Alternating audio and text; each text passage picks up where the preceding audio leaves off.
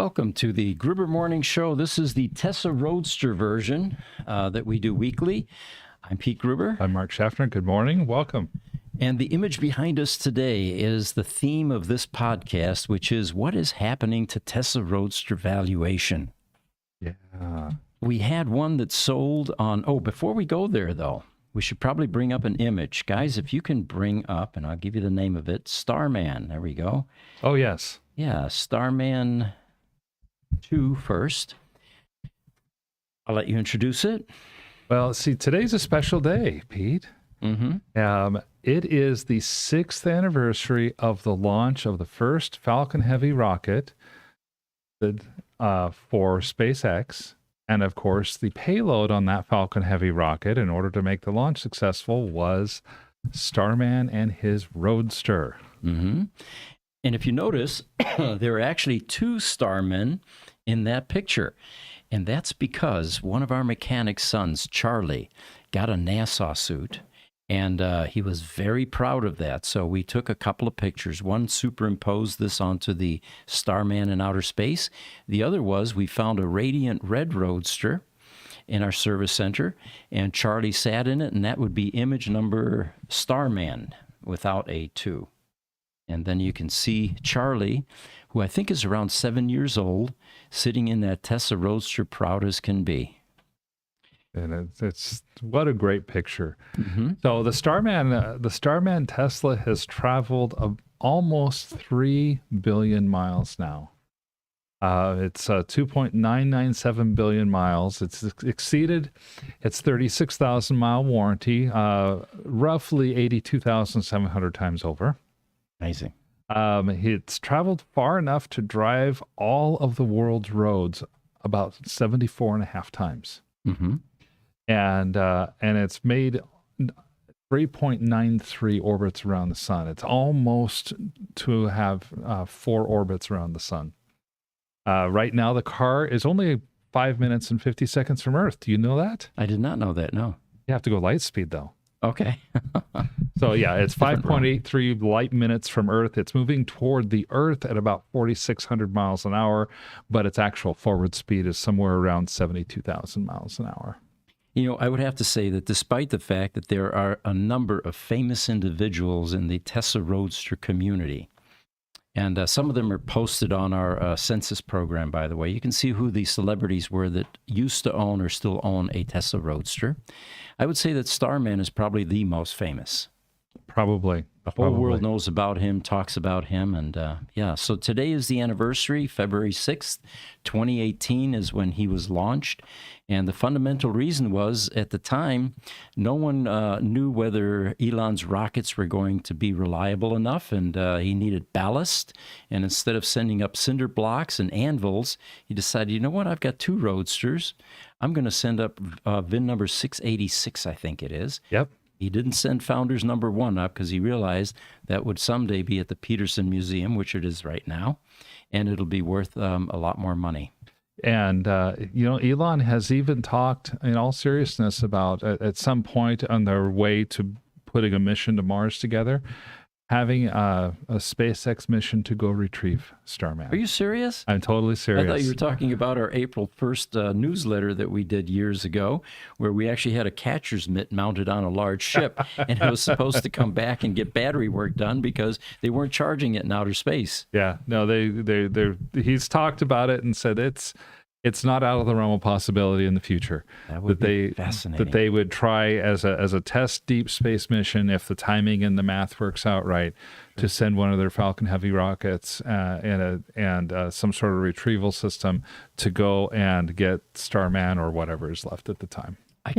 Sorry. Yeah, go ahead. Should I tell my story here too with my brother? Oh, yes, please. All right. So I was visiting Hawaii with my family, and we were going up the mountain of Haleakala. Haleakala is one of the largest mountains in the world. Just as big, if not a little bit bigger than Mount Everest. And so there's this long, windy road, perfect for roadsters. And we're trying to entertain ourselves. It's my dad, my mom, my brother, my papa, my grandma, my sister, and myself. So there's 7 of us in this van going up this big mountain of Haleakala. At a certain point, we get above the clouds. And my brother goes, wow, it looks like heaven. And then he also says, if we go even higher, we might be burnt by the sun. And I go, not really. You have to be in space for that. And then I ask him if he knows that there's a car in space. He goes, no. And I go, oh, there's this guy, Elon Musk. He used his SpaceX and put a Tesla Roadster in space. And he goes, that's cap, meaning that's not real. that's you're joking with me right now. And I go, no, that's no cap. It's real. He's up there, and I could show you if you wanted me to. Very cool. Yeah, the whole world knows about Starman. Thank you, Cass, for Yes. sharing that No with us. problem. Well, I didn't mention, I know why Cass is totally right about Haleakala being so big. From sea level to the top of Haleakala is about 12,000 feet. I had the chance to go up there once when I was just out of really? high school. But Haleakala doesn't start at sea level. It does not. Haleakala starts almost 20,000 feet below sea level. That's where the seafloor is at. Oh, okay. Haleakala was built via volcanoes. Gotcha. Yeah, so Okay. it is at some 32 or 33,000 feet, base to tip, one of the very few largest mountains in the world. Amazing. See, It's we're learning something gorgeous here on up this show. there. Yeah. I got to dance up there too. I got to dance my hula up there. Oh, Ooh, really? Cool. That's cool. What's the air like up there? Is it rarefied and you were breathing hard, or? No, I mean I was breathing all right. My papa came up there and he's older. Yeah.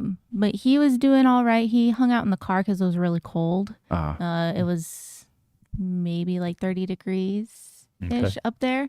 And it was super windy. So it's not even like 30 degrees without wind. It's 30 degrees with a wind chill. Mm-hmm. But it was gorgeous up there. The sunset was beautiful. My sister and I stayed up there for a little bit longer than the rest of them because they got cold, so they went back to the car. But we wanted to see the stars, and it was like crystal clear. You could see the stars easy up there. Oh, I can imagine. that would yeah. be so cool. Very low pollution or none at all. Fascinating. We've got Stephen Rose chiming in, and then we'll get to the Roadster valuation here in just a second. He said, have you noticed how negative the Wall Street Journal is so negative about Tesla and Elon? We were talking about that in the last podcast. Yes. And, as I started to point out, the Wall Street Journal used to be a highly respected industry type magazine. Any professional that was, taking a subway, going to the local office, and we're talking decades ago, of course, before the internet. Sure.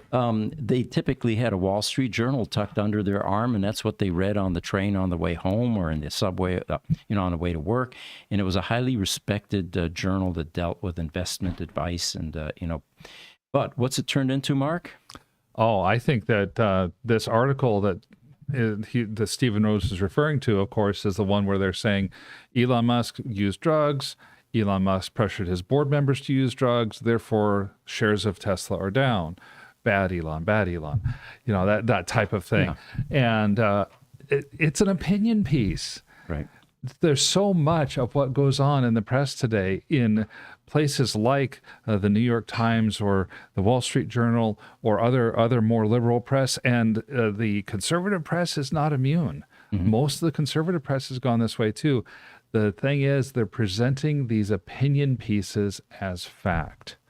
They load them up with verifiable facts and then come to absolute opinion conclusions that aren't supported necessarily by those facts.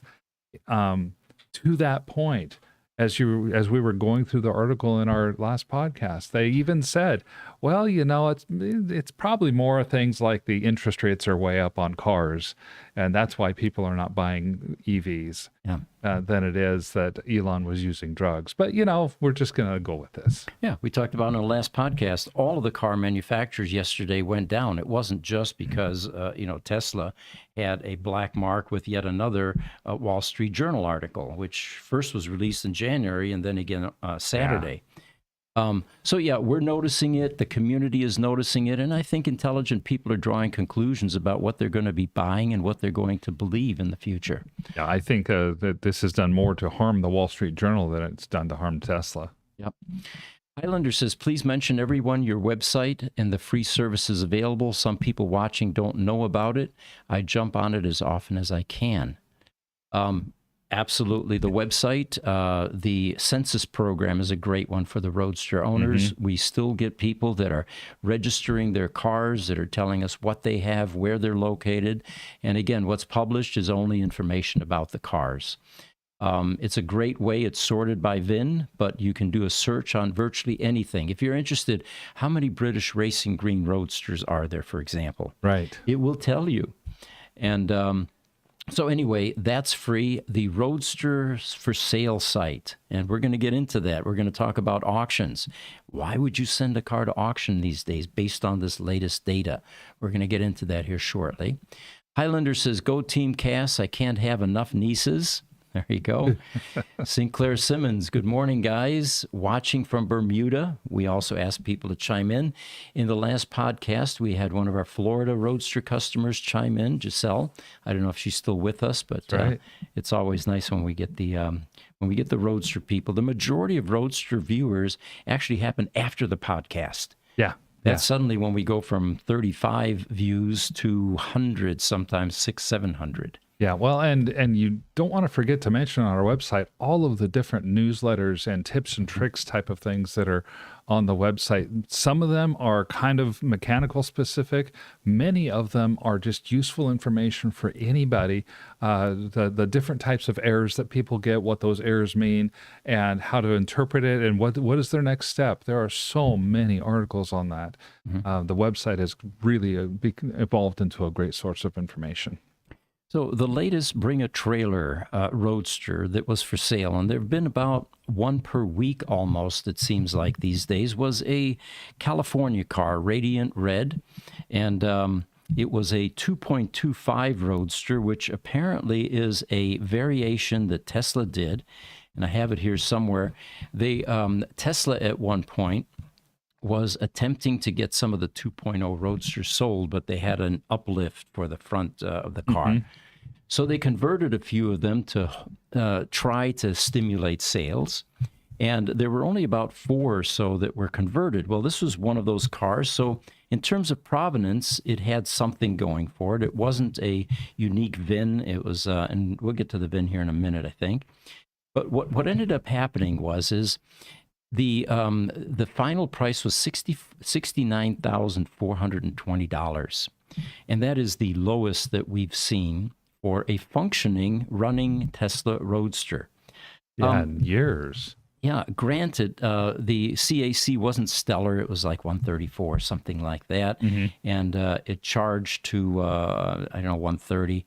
We'll get into that here in a minute, but it should not have sold for a price that low.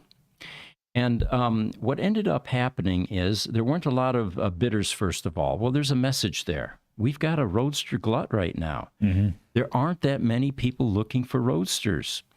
And like there were before, the ones that were looking have mostly bought the ones that they wanted. Now, of course, there are shrewd investors that are out there waiting to pick off cars like this. Yes. And that seems to be what had happened. Now, the first question that comes to mind, why did the seller let it go for this price? Well, the backstory on that apparently is that Bring a Trailer has a reserve capability. But they've been suggesting with the Roadsters that 40,000 is the limit. In this particular case, they made an exception, and they let it go to 60,000. Well, 60,000 still is way too low. You have to look at it from Bring a Trailer's perspective. If they have a high reserve, they let you have a high reserve, which protects you, of course, as a seller, and it doesn't sell. Bring a Trailer doesn't generate their revenue. Right. So they're going to try to pressure you into getting as low a reserve as possible, or even mandating it like they did in this case. So at 60,000 reserve and a $69,000 selling price, the only option the seller had was to buy his car back and pay Bring a Trailer their percentage. Yep. which is like 5 to 7% or something on the sell price. Yep. Well, in this particular case, it looks like the seller, licked his wounds and went off into the night, and this car is now is going to have a new owner. That's it's kind of wild to see, because just 3 months ago, you and I were looking at Roadsters. I remember seeing a Roadster up on Bring a Trailer, and it was at 78,000 or something like that. And it ended up being a no sale because it said that the car did not meet its reserve. So that reserve going down to 60,000 is it's recent that it's gone down to that.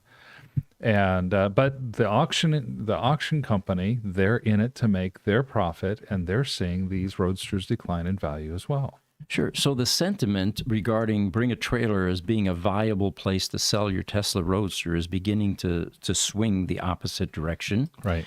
And, let's put it into perspective again. Bring a Trailer is owned by Haggerty, by the way. Okay. They're in the business of selling expensive cars. They get huge commissions when they do that. These Roadsters at under 100K just aren't that attractive to them. They're almost looking like Fords and Chevys at this point based on the valuation that we're seeing. Right. So I don't think that Bring a Trailer is that interested in soliciting a lot of Roadster business, although at this point, a lot of Roadsters are beginning to pop up on Bring a Trailer. Now, having said all that, now I need to do the sales pitch. If you want a safe place to sell your Tesla Roadster, we have a completely free Roadster matchmaking service on our website. Now, granted, it may take you a little longer to sell it than 7 days, but that could be to your advantage because more people get a chance to look at it, ask questions. And yeah, there it is. We're bringing it up. The best part is the sellers get to talk to the buyers and vice versa, of course. Whereas at this auction, yeah, you get there's a query stream and, questions and answers, but your ability to contact the seller is pretty constrained. I don't know if they're doing that yet. They may have started doing that or allowing that, but I'm not sure. I don't know. What I do know is that we've had buyers come and ask us to take a look at the cars that are here at our facility that are on this list, and we do that for the buyers. We don't charge the buyers to take a look at something, to get an evaluation of the car. We don't charge the sellers that either. Right. And we even have that escrow service where if a buyer and seller are coming together and they're strangers to one another, there have been a few occasions now where the buyer will send us the funds, the seller will send us the title, and once everything is settled, the car is on the transport that's been transported to the buyer likes it, they're happy with what they've got, then we'll do the exchange. And it's the free portion is not because it doesn't cost us anything. Let's be very clear about that. We have staff. That staff gets salaries and wages. It's very time-consuming to manage a site like this. We're doing this as a free service to the Tesla community at our expense. Yes. Not only that, we're putting a lot into redoing it right now, too, behind the scenes. So. Yes. Yeah, we're investing our time, dollars, and efforts into this. We believe it's a great service for the community. And this is not something that's a revenue generator for us, nor is it something that we intend on making a revenue generator anytime in the near-term future. And as the saying goes, we don't have a dog in the hunt, so we're not going to push an agenda.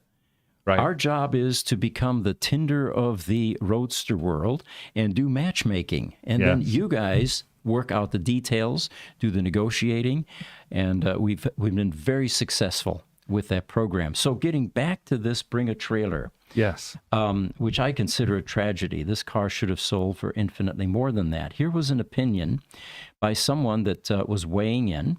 And, of course, there was a lot of discussion on Facebook. The Facebook site that I got this from was the Facebook Tesla Roadster Owners Group.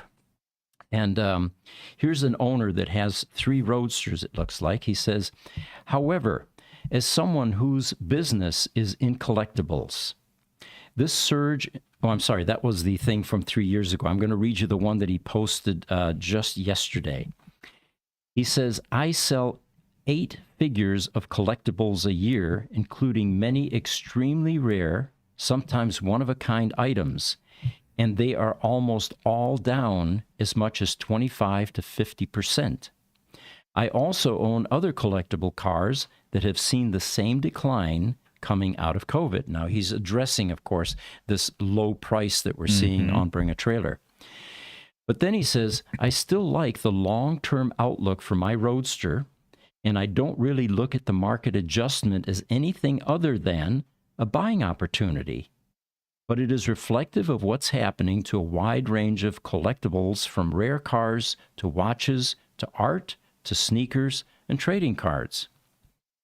And based on what I saw from this comment, I went to ChatGPT as I'm wont to do on these cases. Said, what is the state of the overall collectibles market right now in 2024? Are prices going up or down? Smart, yeah. And its response effectively said, well, there's a lot of things that are influencing it, and it was while it was a somewhat non-committal answer I got back from GPT, it was an answer that said, in general, things are, if you're lucky, they're holding steady. If you're lucky, okay. If you're not, you're seeing some price decreases. Sure.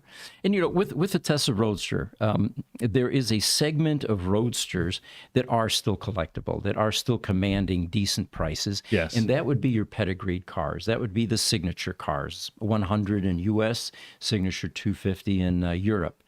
A celebrity-owned car, for example, all bets are off then. It depends on what crazy fan and how much they're willing to pay for a car that was once owned by George Foreman, right, but doesn't run, right, that type of thing. So it's not all Roadsters, but the general run-of-the-mill Roadsters that make up the bulk of the sales right now, and I'll give some reasons for those in a minute, are the ones that are being hurt by the current prices. Now, the same person that just made this prediction about the current pricing and how all collectibles are down, almost 3 years ago on May 14th of 2021 said this: it's exciting to be a Roadster owner this year as we see prices start to rise.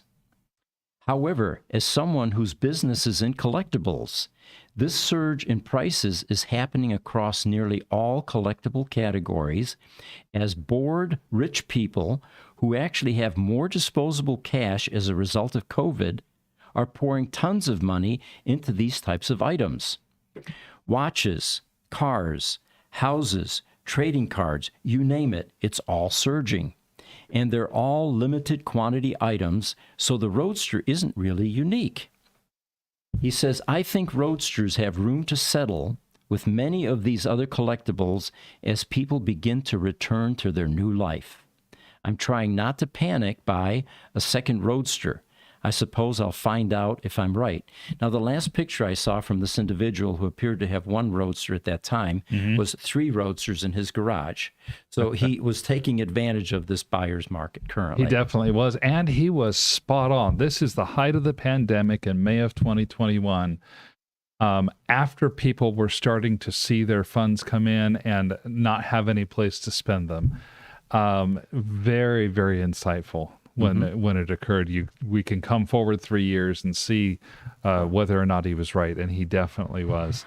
I think there's another reason too that these Roadsters have declined in value that I haven't heard talked about a lot. And this is not interest rates. It's none of that stuff. There's a negotiating term called anchoring, and anchoring basically is a term that refers to a person's tendency to over-rely on one piece of information when they go into a negotiation, and that one piece of information is what they use to come up with a value.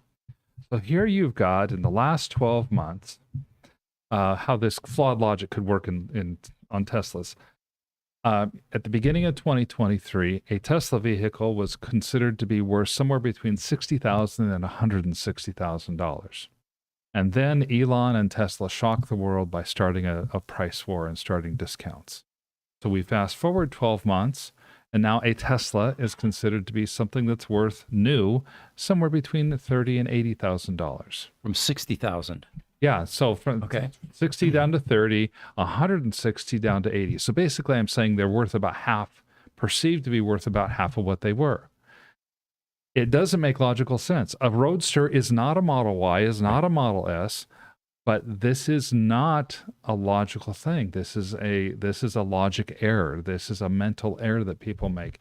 And I think it could very reasonably be that they're using a lower anchor point for the values of these Roadsters. And that's part of why the Roadsters are getting stuck in this lower range that is, incidentally, not too far off of half of what they were going for a year ago. Interesting. Yeah. Good point. So the reasons that we see being in the Roadster matchmaking service business, the reasons that people give us are predominantly we have owners with medical problems that are unable to do the Roadster wiggle anymore. Now, you had mentioned that the base age for someone that had disposable income 15 years ago that was willing to risk losing it all by betting on a company on the verge of bankruptcy was not your typical younger couple starting a family that needed a reliable family-type vehicle, something that was sensible.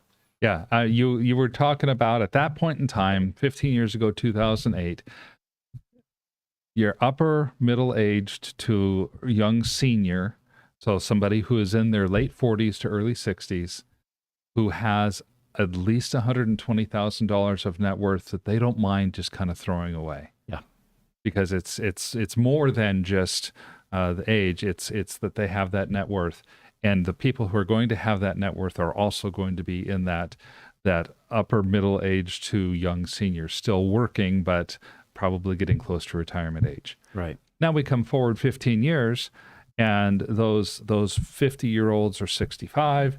All of those 62-year-olds are now 70, 77, and a lot of them just can't move like they used to. And some of them are getting into Lucids now, which are very easy to get in and out of, and they're very comfortable to drive. You don't have to do the Roadster wiggle. Another reason that we see often is widows are selling the cars, as sad as that is. Yeah. Sometimes it's family members. These cars are tied up in probate sometimes. And so that's another prominent reason currently. All of this is now flooding the market, mind you. Then we have economic concerns, interest rates, political instability, Yeah. that all plays into it. So the inventory of used Roadsters currently for sale is higher than anything that we've ever seen. And It really is. The law of supply and demand prevails. Yeah. The prices will come down when you have more people that are selling than are buying. And this latest Bring a Trailer auction was probably a prime example of that because the bidding virtually halted toward the end of its run. You simply ended up with a situation where you didn't have two rich people that wanted the same car. Yeah, basically. And then the final ingredient here is you now have a car that's worth less than what they used to be when a replacement battery pack costs $30,000. Right. Before tax. Now you've got a car that's worth less, and you've got a pack price that's gone up to $40,000 with tax, typically $45,000.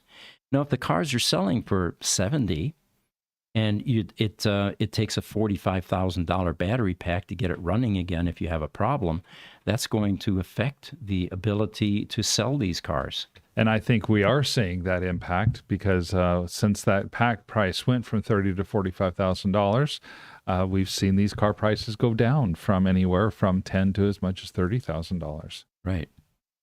Now, having said that, there are some cars for sale, not just on Bring a Trailer. And Jesse, we've got some images here that we can pick up. Let's take a look at VIN 691. There we go. 691 is a right-hand drive, very orange, that's in the UK. And the picture there tells you who the dealer is that's selling it, upper left-hand corner. If you look at the 170 or so pictures on this car, it looks like a very clean, very orange, and it's a sport Roadster to boot. This would make a fine addition to anyone's collection. We have VIN number, let's see here, Go to 848. That was the one that just sold for 69,420. And you can see that this one was when it first was listed, it rode up to $65,000, and from there it went up another $4,000 until sell day, 7 days later. So there wasn't a lot of interest in this car. Mm-hmm. See if I can get rid of this picture here. Then there's another one that's for sale. And What is the Roadster Sport 2.25?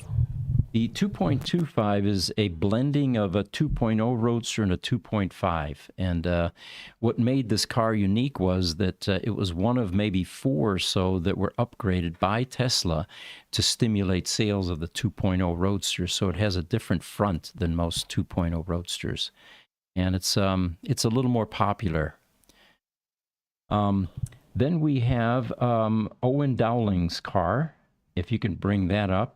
Here's someone in the UK that is looking for a right-hand drive Roadster.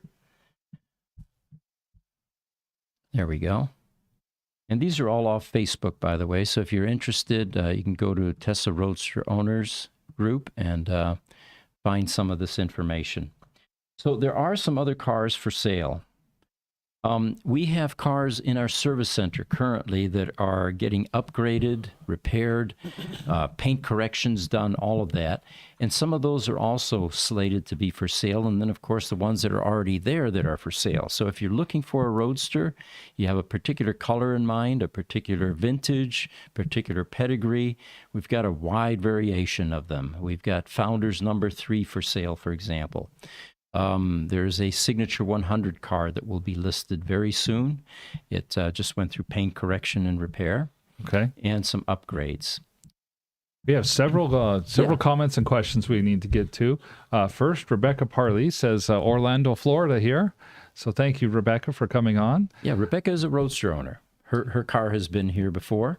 Oh, fantastic. And, if you would please update us. There was a fender bender, a minor one apparently, and curious how the car fared and how it survived. So let us know. Stephen Rose also comments for us. He's been on here many times. He says, I think a car purchase should be thought of as something you want to own and not as an investment. Oh, there are a couple of schools of thought there. Yes. I can see both sides of the equation, Stephen. Take, for example, this 38-mile Roadster. Yeah. I can't imagine anybody that paid what they did for it is going to put that back on the road and watch the equity just evaporate every time you take it out. What's so unique about a car like that is its original low-mileage pedigree, which will never be replicated. Remember, these cars aren't being made anymore.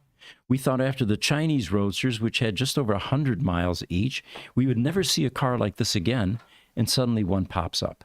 Yeah, well, and the fact that the 38-mile Roadster has a certificate of origin and not a title, it's never been titled here in the United States. That's also actually a fairly significant thing for collectability for cars. Yep. Douglas Platten is joining us. Doug, good to hear from you. Good morning, Gruber Morning Show. Hey, Doug, glad to have you on. Yeah. Highlander says, Muskegon, Michigan, June 15th, Tesla takeover. Please be there. You know, I didn't know about that one, but I'm invited to the Austrian one in Flachau, Austria. I will be there May 25th and 26th. It's on a weekend. These Tesla takeovers are getting pretty popular now. Yeah, they sure are. In fact, Highlander continues and says, if you're not able to come to Michigan, I'd be honored to put up the Gruber Motor Company banner on my clan tent. Oh, there you go. He's Clan Buchanan. And he says, now we're half of the fire and security services there. I knew a David Buchanan back in the day when I was working out of a company that I was a remote worker, but our company was based in Ann Arbor. Okay. And my office was, and he was a great guy to work with. By the way, we don't have a banner, but thank you so much for that generous offer. That would be wonderful. Then we've got Mandel Guima T watching us from Ghana. Thank you for joining us. Thank you for joining us. And Pete, thank you for pronouncing that one. All right, here's another one. This is a picture we want to throw up here. And it is called Bear with me here. I know it's in here because I just looked at it before the podcast. Well, Mark, I think you're going to have to run here for a second while I'm hunting for. Oh, I got it. It's called Munich Burnout. Now, Munich is a city that's close to my heart. I was born just 30 or so kilometers south of there. Yes. And this is the Munich Tesla Service Center. The guy you see standing there is Peter Mildrexler. He was the service manager of the Munich Service Center. And they apparently got a Roadster that had become popular in Europe. And I'm going to bring up some of that data for you so that we can tell you which one that is. All right, it says, I'm going to bring my mic over so I can read this. Don't try this at home or in your store for that matter. Another Tesla Motors first. Incredible acceleration to 20 kilometers per hour with a time jump. The winning Tesla Roadster Sport is from Monte Carlo Alternative Energy Rally, and it did a nice burnout and now is gone in their store. Of course, it's not really gone. That only happened in the movie Back to the Future. Right. This one actually was able to stop, but what Peter and team did, and I don't think Tesla was aware of this at the time because they would likely not have approved, but here it is a decade or more later, and the statute of limitations has run out, and we're now exposing the fact that there was a burnout in the Tesla Munich Service Center with this Arctic White Roadster. Well, they go on. It proves that the Tesla really burns rubber, not oil. Come see for yourself. And this is a YouTube video for those of you interested. You can see the title there, and you can get the full experience by going to YouTube and looking that up. So they say, come see for yourself. See some very sexy technology from Tesla in Blumenstrasse 17 in Munich. It was later rumored that the car showed up at the Zurich Tesla store in Pelikanstrasse, that's in Switzerland, and it is now on display, and this was, of course, 10 years ago or so, at the Romanshorn Switzerland Service Center. So there you have it. We're not the only ones that have fun here. No, the whole idea of peeling out inside of a service center, inside the store, that's just sounds like a whole lot of fun. And thank God for regen braking, right? So they were able to stop. So Mark Wordburn has joined us and says it's nice on X, much better than YouTube. Ah, okay. So he must be watching us on X. Well, thank you. Yes, that's right. We stream on X. I forgot about that. That's right. So thank you for letting us know. All right, we have another Roadster issue here. This is one that is in California. It is one of the 2016 pack Roadsters that is beginning to get the squishy pedal feel and the anemic performance. Right. And we outlined the options for the customer, and he ended up taking it to the Tesla Service Center. The Tesla Service Center's diagnosis at this point, at least, is it needs a PEM replaced. And they feel that there is a current sensor that is defective in the PEM. Well, if that is the case, then this would solve a lot of problems. But so far, we have not seen any kind of resolution to this particular issue other than a battery replacement, because there's an impedance problem in these 2016 packs. We actually, when we were doing our testing, if you remember, took a known good PEM from one of our test mule Roadsters. Because we had a Roadster. It was the same vintage. I think it was a 2.5, and we were testing on a 2.5. So took their PEM out, put it into our car, tested their PEM first to make sure that it would work and everything would be good. Their PEM performed admirably. It performed perfectly in our car. Our car continued to perform like it always did, and we were not surprised at all. No anemic performance. No anemic performance. So then we took our PEM and put it into the car with the anemic performance. And the theory was we're going to try to eliminate the major components that it could be. All the variables. And so we had everything the same except for the PEM. And kind of as expected, because we were already suspecting that it was a battery issue, not a PEM issue, the car still had anemic performance. Right. There was no difference in the car's performance, no, regardless of if we had two different PEMs, including a known good working PEM in the car. Well, that to us, that eliminated the PEM as a possibility. And by that point, we had already worked ourselves to the point that we were saying, okay, either this is a PEM issue or this is a battery issue itself.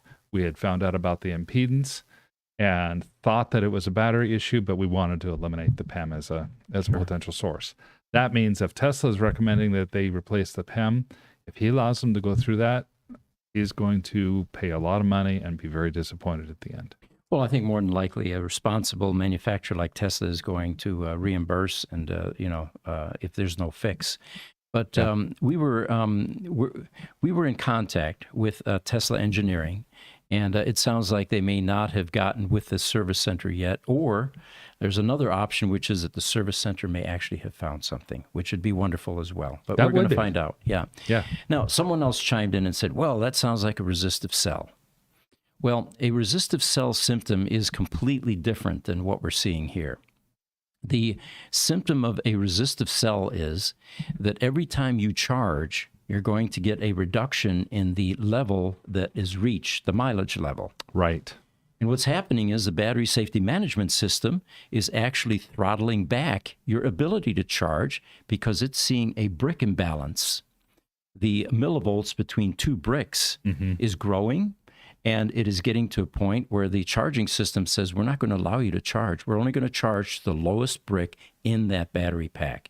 And it's a gradual thing that happens oftentimes over weeks and sometimes a couple, 3 months or so. We had one as fast, in fact, Giselle was with us earlier, that happened within a couple of weeks. It was that rapid, a resistive cell.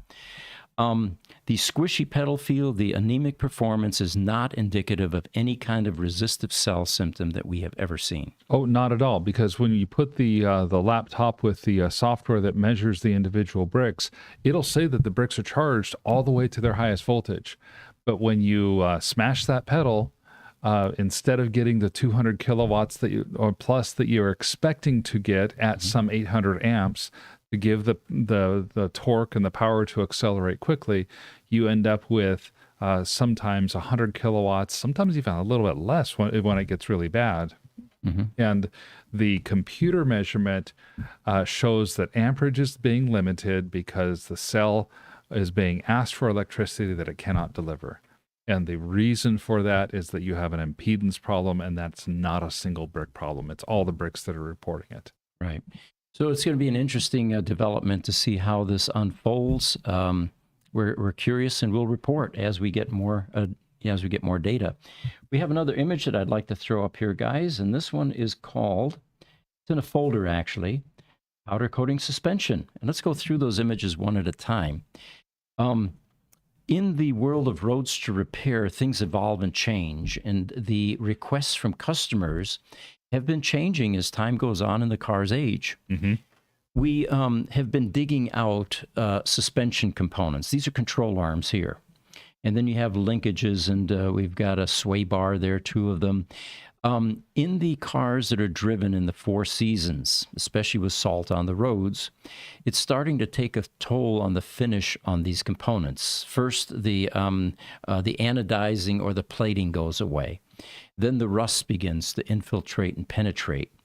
And if we go to the next image actually, you can see how some of these things are looking pretty rusted. And the third image will give us a bit more. There we go. So here we are putting brand new suspension components. We're changing the bushings and, the tie rod ends, and things are looking pretty new. And then we have all this rusty stuff. And what we're offering customers is you can get all of these suspension components powder coated before we've done the rubber bushing replacements, and we have upgraded them. Now you've basically made it new again, and you've added a layer of protective coating that wasn't there before. That makes a lot of sense, because a powder coat is probably a more rigorous paint process than what went on these to start with. They were probably simply given an automotive paint coat. Oh, it was actually plating. It was wasn't plating. even paint. It Wasn't wasn't even any paint, kind of okay. a protective barrier other than plating, and some of them weren't even plated. Like you see the brake parts right there that are nicely Sure. brownly rusted. Those had nothing on them, and they were exposed. Now, structurally, there isn't much of a concern on that brake part because it's fairly thick. But again, what we'll do is we'll show you in the next few podcasts as these parts come back from the powder coaters. We've got a few cars that have already been done, and I couldn't find those pictures, but we're going to start showing you pictures of what these parts look like after they're powder coated. And, surprisingly enough, it's not that expensive. I thought initially, well, I know what it costs to powder coat and repair wheels. Right. This must be expensive. It turns out it's not. So we'll give you some pricing targets as well. And the other thing we're finding is that people are getting creative. Oftentimes, if it's a thunder gray or a glacier blue or even sterling silver, they're powder coating the same color as the car. Okay. Now, that's of course, interesting. With a bright yellow car, it's not going to. I think the caliber, becoming that color probably makes sense, but not all your suspension components. Sure. That's a wonderful idea though, because the powder coating is such a durable coating for the parts in the car, and it will last for years. Adding that to the new suspension, your suspension's going to wear out long before your control arms and stuff will. Mm-hmm. All right, we have a Roadster owner in Belgium, and this is in a folder, Jesse. If we can throw up some pictures from that. And there's one in particular. This is Tim Valkeniers, and he is actually on a couple of the Facebook sites. So if you want to see the same pictures, you can see them on Facebook, and you can even download them. The one that I'm looking to bring up here is Tim standing by his Lotus, image number 4281. And while he's looking up the image, let's grab a few of these comments. Yeah, we'll start with Stephen Rose. He says, with all the rain we've been having in California, I am surprised to see how many Tesla drivers go flying through the high water levels. It just seems like a dumb thing to do. Have you seen any of those videos, Pete? I haven't, no. Oh my gosh. I saw one video of a guy in a Model 3 comes down and through the water. Here in Arizona, we'd think, man, that's a wash. That water's going to be moving fast. It'll wash you off the road. Apparently, it didn't do that. He literally had water coming up over his hood, over his windshield, across the car, and through and out. And it seemed to be no worse for wear, but I agree with Stephen on this. Man, that seems like a dumb thing to do. During or after the event is not necessarily when the carnage occurs. We had a car, a Model S in Hawaii. No, I'm sorry, Ohio. And same thing. The owner's wife was driving home. There was a flash flood, and there was water crossing the road, and she didn't know how deep it was. So she drove through it thinking it was going to be road level grade. It wasn't. It was deeper. Yeah. And a little bit of water came up over the hood and went down into the windshield cowl, hitting a fuse block that's directly underneath that. And as soon as the car sensed water, it got an isolation fault, meaning that the resistance that it was expecting between CAN signals suddenly changed, and it shut down the car. That car was totaled by the insurance company. Is that the car that I drive now? No, that was a different one. That was the one that was driven off into a culvert, Clearwater culvert. Okay. Because the road looked level, and there was rain on the road, and didn't realize that the culvert level water was the same as the road. Oh, but close, yeah. So the point here being is that the damage doesn't necessarily reveal itself while you're going through the water. It can manifest later on, especially with things like a large battery pack underneath that may now have water sitting on top, and you eventually get water ingress through the CAN port plugs. Sure. And Yeah, I would never recommend somebody, even with an electric car, they drive through water like that. So let's go back to this picture. So this is Tim Valkeniers in Belgium. Notice the Belgian buildings there. Very typical of that region. And he is a Lotus repair guy as a hobby. He says that his garage is his second job. My other job is mechanical repair guy in a big stainless steel factory that it's called Aperam, Aperam. And he says, believe it or not, but we're the company that are producing all the stainless steel for the Cybertruck bodies for Tesla. Oh, okay. I didn't know they were bringing them in from Europe unless, Aperam has operations globally, which may be the case. That punt might be. So that's his main gig. His second gig is he bought a Tesla Roadster. And let's take a look at, I'll tell you which image probably tells the story the best. Try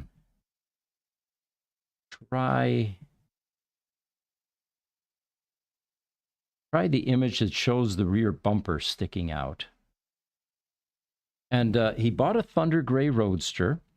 It looks like it's in pretty rough condition based on what the motor looks like. Are you finding it, Jesse, or you want me to give you some more detail? I don't know what you're Oh, we're in the talking about. the Valconeers Roadster. And these are Facebook images, so they have very long titles, and I can't give you image 1, 2, 3, or 4. But look for the one that shows the bumper that's laying on the ground, the rear bumper, and then the car kind of laid out. And then we'll look at the motor and the battery. There we go. Yeah. So this wasn't the most pristine Roadster in the world, it looks like. And I didn't get much detail yet as to what its condition was. Bricked, inoperational, how long's it been out of commission, that sort of thing. There's another image that's right next to that one, which shows the motor and the transaxle. And that'll give you an idea of what kind of condition it's in. This almost looks like there was some water involved in this, because if you look at the aluminum castings... That's what I'm thinking too. Yeah, there's some corrosion there. Unless it was left out in the rain. Now, remember, Belgium is that part of Europe where North Sea, they get a lot of rain. His goal is not to make the existing Roadster portions operational. His goal is to, and let's look at image number 3420, and that'll give us a clearer indication of what he's aiming to do here. He wants to put a different drivetrain in here, and he wants to lighten the car dramatically.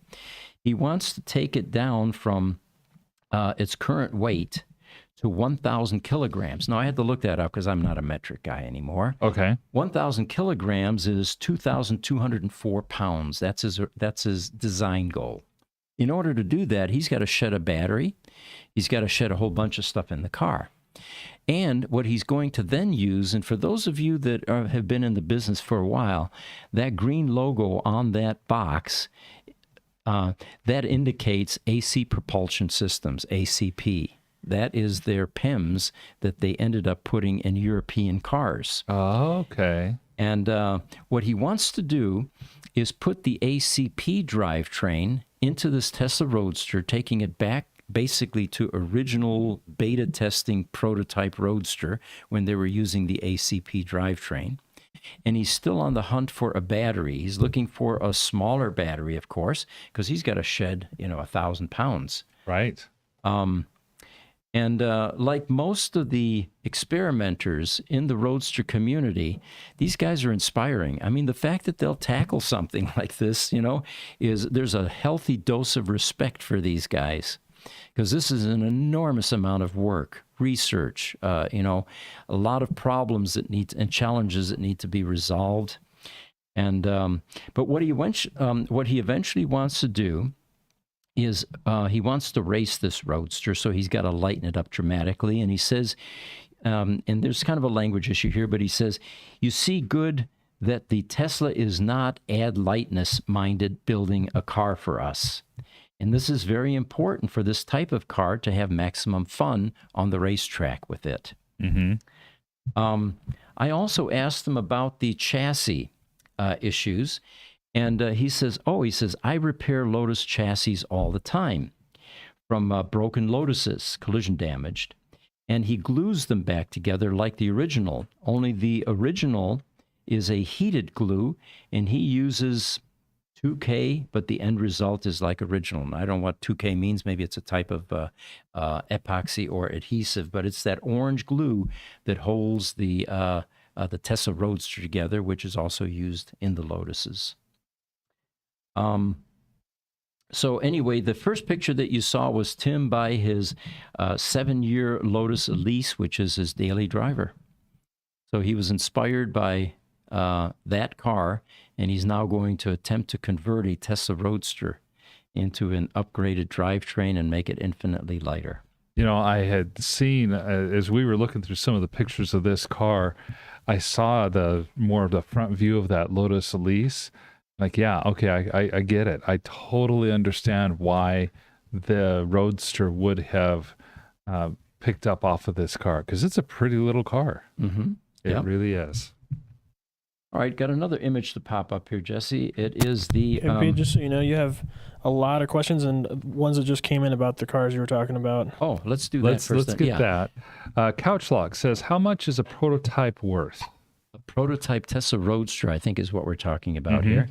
You know, I'm asked that question continuously regarding these highly pedigreed Roadsters, and the simple answer is there is no comp value to draw on. And the story I tell often is when you go to sell your house, your realtor is going to look at comp values in your neighborhood, what's the price per square foot, and from that they're going to land on a fairly accurate prediction what your car or your house is going to sell for. With these types of prototype, collectible cars, all bets are off. It depends on what someone is willing to pay, what they feel the value is. It really is. It's so hard to find a comp value. And it's one of the reasons there's no comp value, it goes back to the story you talked about, Barrett Jackson auction several years ago, 2 Roadsters. Right. One of them went for $90,000 because there just happened to be 2 rich guys that wanted to buy it, and the next one, just a different color. It was the same car. It went for half as much, and it was in just as good a shape. It was $93,000 versus $45,000, which was the going rate for Roadsters back in the day. So Highlander says, my sister and her husband graduated from Ann Arbor, and they now live in Ann Arbor. So this is talking about the Tesla meetup. She has a master's degree in library science in the technology field, and she's on no social platform. And then Couchlock also says, always powder-coated my monster trucks. Best move ever. Agree. Yeah. Highlander says, Demark in the video game. Feel free to delete any of my stuff. I won't be offended. Okay. Nick Wright, he says, until it's in service in a couple of weeks when weird stuff starts happening. I think this is referring to when you were talking about the Roadster with the squishy feel. Oh, okay. Okay. Highlander on powder coating. It says, yep, powder coating is awesome. Couchlock, 3 Roadster owner here. He owns 1174, 1414, and VP 201. Interesting. Okay, so he's actually got a validation prototype. Yes. And then he also says that looks like it hurts. Great build though if he pulls it off. Yeah, the Belgian customer. Yeah, I like you say, hats off to that guy. Oh yeah. Oh my gosh. And you know, in another life, if I had lots of time, I think any of these types of endeavors or projects would be fun things to do. It's got to be a hobby, you know? Yeah, it's got to be a hobby. And so he says that looks like it hurts. A great build if he pulls it off. Better upgrade the brakes if he's going to add all that horsepower. Yep. Highlander, but my nieces also love using cutting grinders, LOL. Yes. Oh, and Nick Wright had also said we referred back to was not right. He said no, it was referring to the Model 3 driving through water. Okay. Yep. Right. Stephen Rose says, one reason the Roadster prices are leveling out is because of the amazing work Gruber Motors does on keeping the Roadsters on the road. Well, thank you for that endorsement. You know, he's not wrong either. The fact is, before we were there in the marketplace, it was an underserved market. Even though it's a small market, it is underserved. And it's not that there are not other good people out here in the States. It's that everybody else who's here in the States who's any good is also even smaller than Gruber Motors. Yeah. And yeah, in all fairness, there are a number of excellent Roadster shops emerging, which are now gradually beginning to take over from Tesla. And, you know, Tesla is not putting up a huge fight. Right. They're very busy. And if there's a competent shop out there that is taking good care of their customers. It's a win-win for everybody. It sure is. It sure is. You know, we have a reminder here too. Couch Lock, if you haven't gone onto our census, please do so, and add your car to the census. It's up there. Jesse is doing that right now. Yeah, and it'll be one of the blue buttons there, and there's a simple question and answer session, and your car can get registered, and you can see the VINs there in the almost middle column are sorted, and then there's that search field, which I use all the time actually. Yeah. If we forget about a particular customer and I remember the city that they're in, instead of using the CRM, oftentimes I'll go to the census program and it tells me all about the car.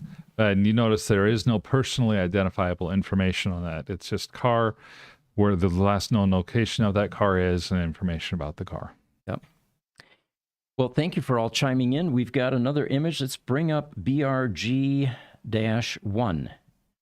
And one of our customers, or one of the community members actually chimed in. This is a British racing green that we've done some work with, and we ended up repairing the hard top as well. You know those hard tops on the Roadsters, if they're not stored in the original bag with the cushion, and all that, and they're stored leaning up against the wall, number of things can happen. The corners will bust out at times, they'll fall over, So sometimes we end up doing repairs on these. The most common one is when there's a visible carbon fiber hardtop and it starts peeling, flaking, or yellowing. That's something else that can be restored to as new or even better condition. Well, this particular BRG, it came in looking sad, like a lot of these 15-year-old cars now are, because they've, the paint is getting dull. There's swirl marks, there's scratches, and or they may even have minor body damage. All of that, of course, is repairable, and this particular one had some work like that done, including work in the electronics and then the upgrades that we recommend. There are a number of things that can be done to future-proof the lifespan of your Roadster.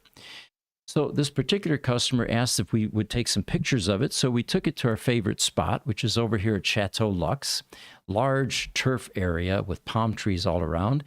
And I didn't think it was going to pan out well because green on green, you're looking for contrasting colors. Yeah. The radiant reds go great with this green, Sure. Or the yellows. But as it turned out, the sky was partially sunny at times, and I caught it when there was a big cumulus cloud casting nice lighting on this car, and you can see the reflections in the blue in the car. So that's what this is about. And then we posted this on Facebook, and one of the customers that has a BRG, can we bring up BRG-2, posted his car, and he said this is a stealth wrap on a BRG, which gives it, of course, a different look. Oh, okay. So the stealth wrap is what gives it more of that satin look. A beautiful car. Exactly, yes. And, BRG was never my favorite color. I always used to ask, well, why would someone pick this color? And I'm beginning to change again. And this is what's happening in my Roadster color preference. I didn't like Arctic white for the long time. Now it's one of my favorite colors again. Sure. Sure. But yeah, you can see how interesting that stealth looks on that British racing green. So again, these days, owners, a lot of them are doing paint correction. It's not that expensive, but the majority of cars that come through the service center need that. And after years of buildup, dulling, swirls, scratches. Then we've got another image here that we can pop up. And this one is, let's see here. It is shocks. There we go. Just got another shipment of Tessa Roadster shocks in, and we're really amazed at how many of these we're going through. It turns out that the vendor that is creating these, and these are custom, by the way, because the original Bilsteins are no longer available. These are actually an upgrade version. They're better than the original because these are all the sport version shocks with the external canister. We are finding amazing results with the change in suspension and the ride quality with these shocks. And there are very few that come in these days that don't need shocks. It's not just about use, it's also about age. That oil congeals. If you want to see a great write-up about what happens to shocks, on our Roadster or on our website, under the shop section, look up shocks and you'll see a discussion about what happens to the oil inside these shocks. So that is the shocks there. Well, and our vendor Intrax is they're known for making exceptionally high quality shocks. Have been in the shock business for what is it, 65 years or something 50 like that? plus years. Yeah, exactly. And their specialty has been motorcycle shocks, which when I some time ago when we were first learning about Intrax and the shocks and why are these better, I learned that motorcycles have the most demanding Yes. applications for shocks because you're frequently putting the shocks through a much more rigorous paces on a motorcycle than you are through other vehicle types. And shocks the highest quality shocks start off as motorcycle shocks and then move into racing vehicles and then from there to sport vehicles. Right. That's kind of what has happened with this. Okay, we have another image we can pop up here. It's in the VIN 1404 folder. And this one was... it shocked me, actually, because I test drive all the Roadsters here. After they're repaired for a couple, 3 days or so, I'm going through thorough test driving, which includes alternate charging, discharging, all of that. And this morning, I wake up, I go out to the car, one of the test drive cars, and I find a Roadster that's got a charge at 189 miles. And I thought, wow. Oh, come on. The guys left this in range mode. We shouldn't be doing that with legacy marginalized packs, blah, blah, blah. And then I realized, no, this is standard mode charge. Look at the CAC on this one, 158.67. I didn't know that they had CACs that high. I knew. Right, exactly. I thought 155 was the limit. So let's look at a couple of the other images here. The next one shows mileage. This thing has 89 miles on it. Okay. The next one is going to be what it charged to this morning. And look at that, standard mode, 189 miles. I don't think I've ever seen it that high on a legacy battery pack. I think the highest you've ever reported before now is 184. Yeah, that's true. Yeah, and even new because Mike Maloney, one of our longtime customers, and has several Roadsters with us that we're helping to store and do stuff with. One of the Roadsters he bought not long ago, he sent us paperwork on, and so I've seen the brand new "Welcome to Tesla," "Welcome to Roadster ownership," blah blah blah, right. And it says 185. Yeah, on a standard mode. Yeah, which is remarkable. But anyway, the next image, Jesse, you had it there for a second. It turns out that this is a remanufactured Tesla 2.0 battery pack. Now, I'm going to have to talk to the owner to find out when it was installed. I don't think it was recently because this car came in bricked.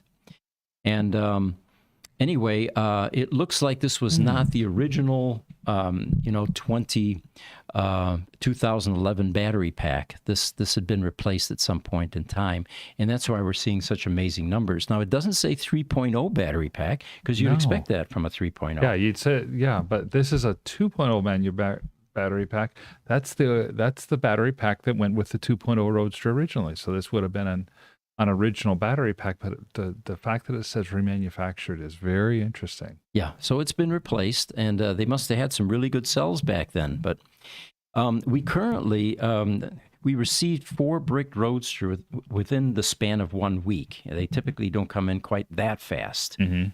But what was amazing was they came in all at once. We have an assembly line process, and we were able to nurse all 4 of them, keep them on life support until they go in for pack surgery. And today, 2 of them are going up for surgery. What that means is if it's not a level 1 recovery, trickling and recharging the pack, and it comes back up, and we have a sheet problem or a brick problem, then it has to go up on a lift, and we have to drop the pack and actually work on a sheet or on a brick. Okay. A few more comments that we have coming in, so it looks like we're getting close to closing up. Highlander says he's got pictures or video of his 2 nieces and their dog coming soon. We'd love to see it. Love to see it, Highlander. We look forward to that. And Stephen Rose asks us, what was the outcome of your survey of what do you prefer, the orange or the green? No, we didn't get any results. We didn't get any results. No, so maybe there's another color we need to put up there. Yeah. The difference between two. What do you guys think? I would always Orange or say I would Twilight Blue, man. Twilight blue. Yeah, that I is a love cool the Twilight color. Blue. Yeah, I'm a big fan of that yellow. Is it radiant the yellow? yellow. It's called Brilliant Yellow, Brilliant yellow, yeah. and then of course there's the Insane Green. That's my all-time favorite. Oh, that's a We good own one, it. too. There's Oh yeah, only one in the U.S. that's a great color too. Yeah. Actually, Eric Robertson in Texas wrapped one of his Roadsters that insane green color. But, it's a wrap. The original is definitely going to command high prices. Sure. But, yeah, it is an awesome color. The reason I say that is when I was test driving that, I'm used to getting a fair amount of attention, right? Conversations at a light with the window down. What is that? That type of thing. This car was just a never-ending conversation. Yeah. Totally get it. On Instagram, finally, Sereth505.02 says hi. Well, thank you for joining us, all of you. And it looks like we're running out of material here, so this is probably a good time to close. These Roadster podcasts happen weekly, Tuesdays at 11 o'clock. We usually announce them ahead of time and a theme or topic on Facebook on the Tesla Roadster Owners Group. So make sure you join that if you want to get constant updates. And they are, after the podcasts, are posted out on our YouTube channel, Gruber Yes. Motors. And Aaron does a great job of putting timestamps in. So if there's a particular topic you want to review, you can go right to that section in the video and bring it back up. By the way, before we head out, Wait a minute, Jesse's got You something. just did the same thing again where you tell people that would have had to have watched the entire podcast about, hey, this will be out after the fact. Oh, Oh, that's yeah. right. Yeah, Just a little funny side bit. shout out Oh, to we forgot Victor that. for making this really gorgeous Roadster piece. We're talking about what do we want to do with it? Do we want to, hang it up somewhere or give it away, or what do we want to do? Well, the way this happened, let me give him the backstory on Yeah. this. Victor, our service manager at Gruber Motor Company, has a side business where he does silkscreen T-shirts. This shirt, for example, here, and also decals like this. In fact, he does your decals for your Tesla Roadsters. He can do the T symbol. He can do the Tesla along the side of the door, or any variation you want, any color you want, all of that. So he fools around in the evenings at times, and he created a shirt with this Tesla Roadster, silkscreen on it. Yeah. Then he decided to do a transfer letter thing, and he said, if we put this on an aluminum plate, which we have lots of scrap, we can mount this on a door somewhere. So we did a couple of them. We've got the Tesla Shield, a large one, and then this Roadster. And then on the weekends when I come in, I've got a lot of aluminum scrap from our machine shop, which I love to tinker with. And I ended up putting a face on this with a DA sander and then countersinking 6 holes in here so it can mount up on the door. Well, it occurred to us maybe our community wants stuff like this as well. So I'm putting it out there. Get creative. If you want something interesting made like this, let us know. If you want the aluminum plate with it, that's going to be a Pete creation. And if you want the decal, it's going to be a Victor creation. But we can do anything that you like in this format. So that's why we brought it with us today. Yes. And so shout out to Victor. It looks gorgeous. And thanks again for doing that. So are we wrapping? All I right. think that's it. Thank you for joining us. We really appreciate all of our Roadster community chiming in. And again, every Tuesday at 11 o'clock. Tomorrow's going to be the AI podcast if you're interested in the newest developments with artificial intelligence. Friday morning is Power Services. Monday is the Communication Products Group. So we've got a bunch of different podcasts for you. That's right. So take care.